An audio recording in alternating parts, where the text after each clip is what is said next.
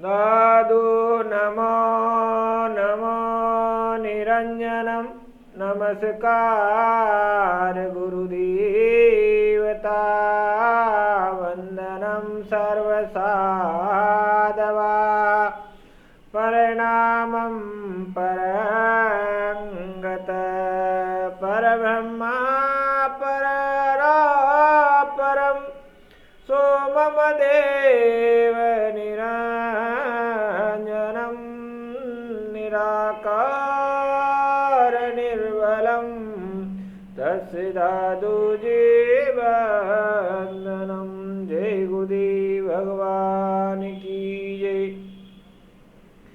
निरंजन निराकार की जय। दादू राम सतराम।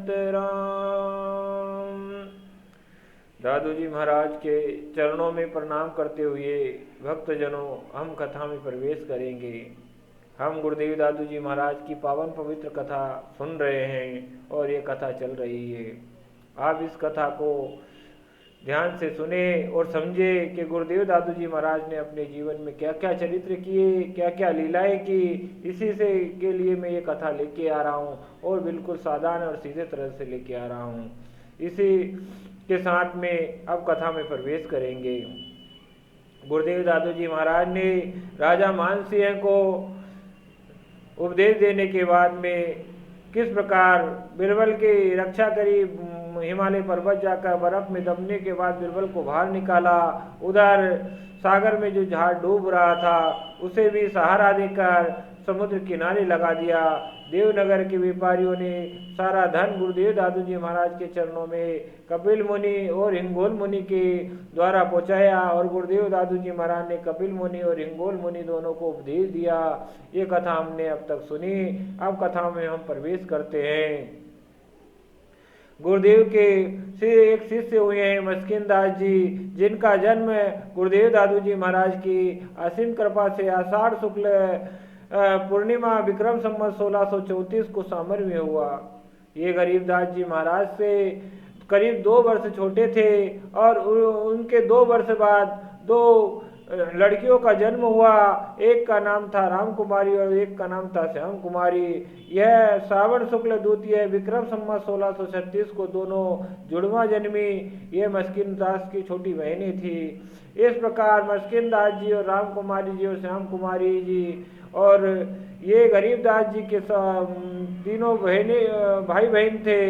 ये इसी प्रकार ये 4 भाई बहन हुए और मस्किन दास जी, राम कुमारी जी और श्याम कुमारी जी जब कुछ बड़े हुए और इस योग हो गए कि गुरुदेव दादू जी महाराज की सेवा कर सके, तब उनकी माता ने सोचा क्यों नहीं इन्हें गुरुदेव दादू जी महाराज की शरण में पहुंचाया जाए।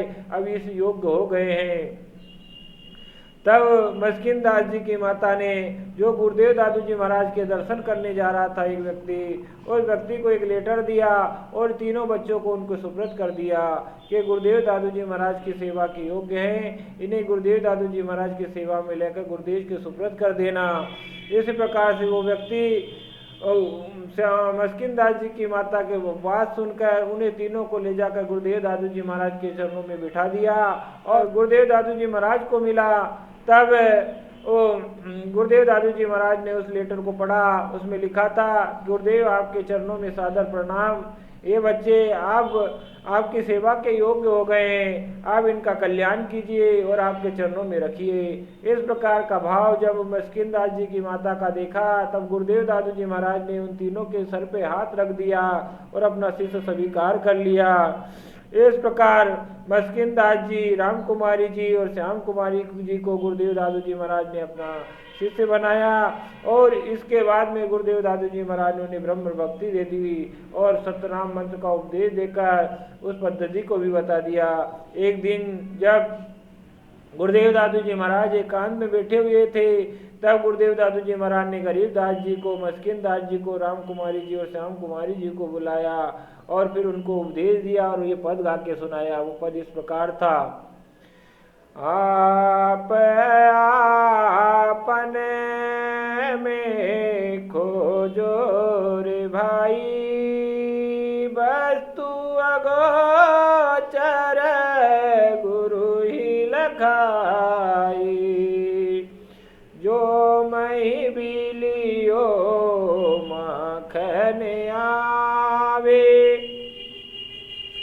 त्यो मन मतिये ते तत पावे।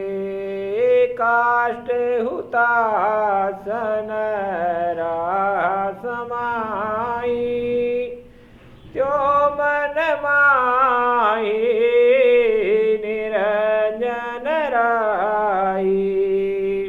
जो अवनी में नीर समाना, त्यो मन माही साच सियाना। यो दर्पण के नहीं लागे काई, जो मूर्ति माही निरख लखाई। सहज मन मतिये तत पाया, दादू न तो आप लखाया। दादू न तो आप लखाया। गुरुदेव दादू जी महाराज इस व्रत के माध्यम से मस्किन दास जी और राम कुमारी, श्याम कुमारी जी और गरीब दास जी को कह रहे हैं, क्यों समय बर्बाद करते हो, अपने आप में खोजो। परमात्मा निरंजन देव आपके भीतर विराजमान है। उसे जिस प्रकार घी और मक्खन को मथ कर घी निकाला जाता है, उसी प्रकार आप अपने आप को मथो, उसमें निरंजन देव वास करते हैं। वो परमात्मा आपको सहज रूप में मिल जाएगा। ये जो दर्पण पे काई जमी हुई है, इस दर्पण को काई को पोछो तो आपको आपका चेहरा नजर आएगा।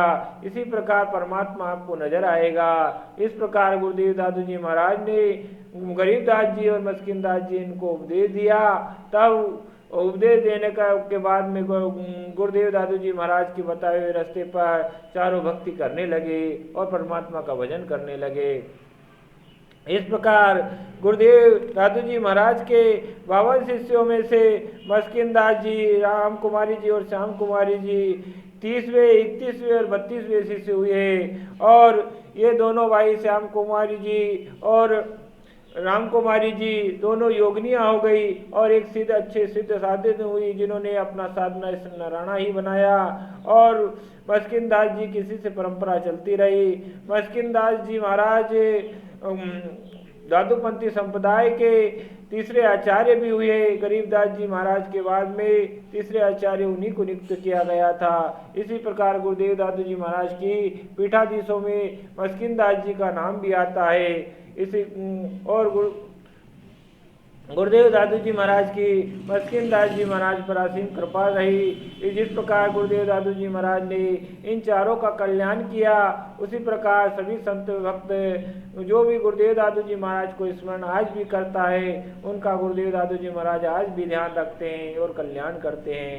आप प्रभु के उनके बताए हुए रास्ते पर प्रभु की आराधना करते रहें, तब गुरुदेव दादू जी महाराज आप पर असीम की कृपा बरसाएंगे और आप पर दया रखेंगे। इसलिए दादू जी महाराज के बारे में बार बार कहा जाता है कि दा कहता दारिज मिटे, दू कहता दुख जाए, दादू दादू जो रोटे आवागमन मिट जाए। गुरुदेव दादू जी महाराज के बारे में तो यही शब्द कहा जाता है। इसी के साथ आज के लिए बस इतना ही। मेरी वाणी को मैं अब विराम देता हूँ। लाइक, सब्सक्राइब, कमेंट करके इस वीडियो को ज़्यादा से ज़्यादा प्रमोट करें और ज़्यादा से ज़्यादा देखें, क्योंकि गुरुदेव दादू जी महाराज की ये अमृत कथा बहुत ही अद्भुत और दुर्लभ कथा है। इसे सुने, ये हर किसी के पास और हर किसी के द्वारा वर्णन नहीं होती। इसी के साथ में आपसे विदा लेता हूँ। सेवक की रक्षा करे, सेवक के प्रतिपाल, सेवक की वार चढ़े, गुरु दादू दीन दयाल, दादू राम